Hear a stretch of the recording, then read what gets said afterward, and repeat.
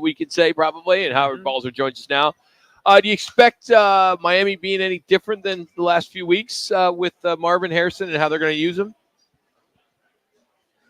I don't think it'll be much different. Obviously, you always hope for more production, and that certainly the expectations were sky high from so many, thinking he was just going to walk on the field and suddenly be, catching 10 balls a game and 100 yards and whatever it is. And when that doesn't happen, then everybody starts wondering, well, what's wrong? What's wrong? What's wrong? And so he's not unlike a lot of rookies that come into the NFL and find out that this is a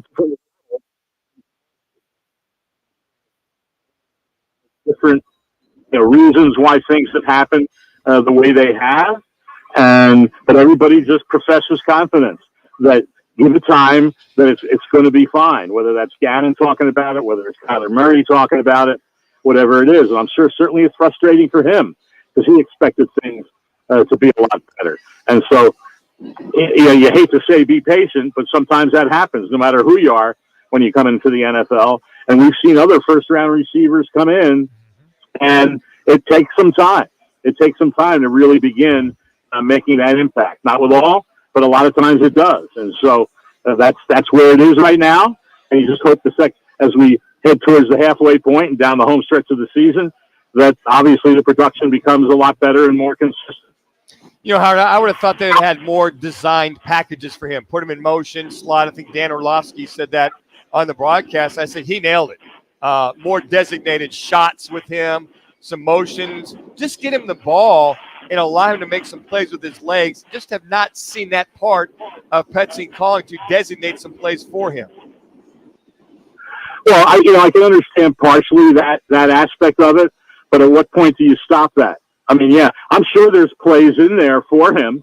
I mean, there's the assumption that they're not doing that, but how many of those plays where maybe he's covered and Kyler Murray goes to another progression? We don't know how often that's happening, and they're not going to come out and tell us all those things. But at what how many times you do that? How many times are you just going to put in a play and just go to him, no matter what? Well, that's not realistic either, especially a team that's running the ball, how they're capable of, has some other receivers, has a tight end in Trey McBride, obviously, that can make plays.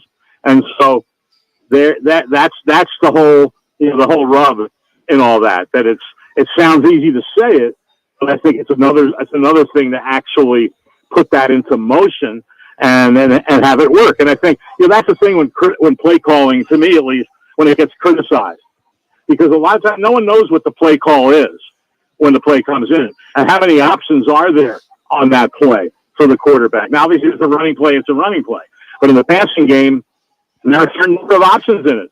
And it's not like you just call a play, I'm going to this guy no matter what, come hell or high water. Because then when that happens and you get an interception or two, then everybody say, well, what are you throwing it to him for? He was covered. So there's a fine line there, and they've got to figure that out and all get on the same page. And there have been some times when they've gone to him, and there's been miscommunication, whatever fault that's been, where he wasn't where Kyler Murray thought he was going to be.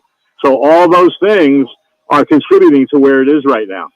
I'll say this. I understand what you're saying, but I think as far as maybe taking a few shots down the field with Wilson, with Marvin Harrison, Jr., Dortch, whatever, at least, throw some shots, stretch the field out. Even if it gets picked up and picked off, it's as good as a punt, okay? So, I mean, I'm not seeing that kind of stretching or a threat that, hey, just once in a while we might take that shot. Has anybody talked to Petsing about that as well? Well, I think I remember the one, I'm trying to remember the game it was, where he took the shot to Harrison in the end zone, and it got intercepted. And so, that's the thing with that. I mean, and again, I'll go back to what I said before. How many times do you do that? I mean, Michael Wilson is not a deep receiver type of guy, and they've taken some shots, down the field. There's been a few, not a lot, certainly, but you also want to be judicious in the way you do those things, because you're still trying to score points and still trying to move the football. And right now, I think it's fair to say James Conner is their best player on offense. And so you're still going to utilize that. And so, I think it's overlooked how many the times that there were some shots, and I know even Kyler referred to it. The play that not a lot of people pointed to, that where Marvin was open down the field, but he was being rushed or he didn't have the view and he wasn't able to get it to him. So those are things that happen also. And so I think it's sometimes a little bit, I don't know if unfair is the right word, but to say, oh, just, take more shots, got to go down, you got to do this, you got to do that. But you're also in the job as a play caller to call the plays that you believe are going to work best.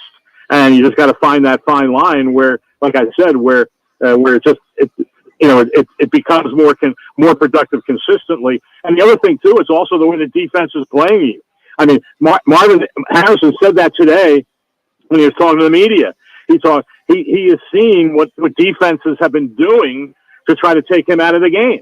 And so he sounded like he was a little surprised that that's been the case. Well, you shouldn't be surprised. You've got to work to overcome that too and get, maybe go harder into your breaks, and do all those things. So, there's a lot of factors with it all for this offense to get to the point where everyone expected them to be sooner than now. Howard Balzer is our guest on the Right Toyota guest line. Howard, about a minute or so left.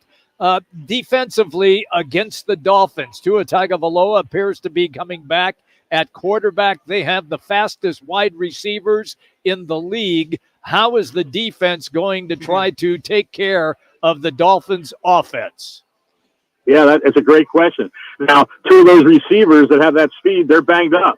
And Tyreek Hill was added to the injury report today. Now, how serious that is, who knows?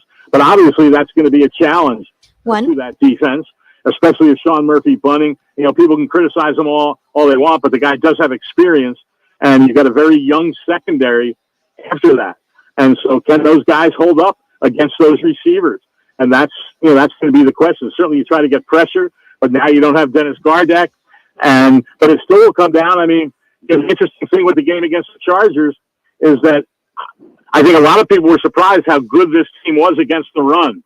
And even though Justin Herbert threw for a lot of yards, there were still those third downs where the defense stopped them and held them to field goals. So I think that's going to be a key, obviously, in this game also, that the run defense plays pretty well, and you get them in those passing situations and hope to get some pressure on Tagovailoa. But obviously, it's going to be a challenge going against those receivers if they're 100%. As we let you go, East Coast time zone, last 10 years, 73 and 88 and a couple ties. Do you play into that? Do you care about that stuff? Well, you know what? What was the Cardinals' record in all their other games? Yeah, losing as Good well. point. Yeah. I mean, a lot of times that gets pointed out when a team isn't very good. Oh, look at this. They're losing those 10 o'clock games. Well, yeah, but, they're playing it's games on the road. A lot of those 10 o'clock games are against pretty good teams a lot of the time. And so, but it's the overall schedule. So, it is an adjustment. That's why they travel early. And they're again traveling on Friday for this game. So you get a little bit accustomed to that time difference. But, I think that, if you play good football, then it doesn't matter what time you play. Good point. Howard, thank you as always, buddy. We'll talk to you next week. Thanks for the time. All right, guys, take care. Howard Balzer joining us, part of he does USA Today's Cards Wire, and of course he is a great follow on X at hbalzer721. Coming up, what's on tap tonight as we close shop here? Give me an update on our State 48 Roofing. It's your call question of the day. Appreciate you hanging out with us. It's Rockin' Minutia, Jimmy B from Twin Peaks, Scottsdale. Valley traffic from the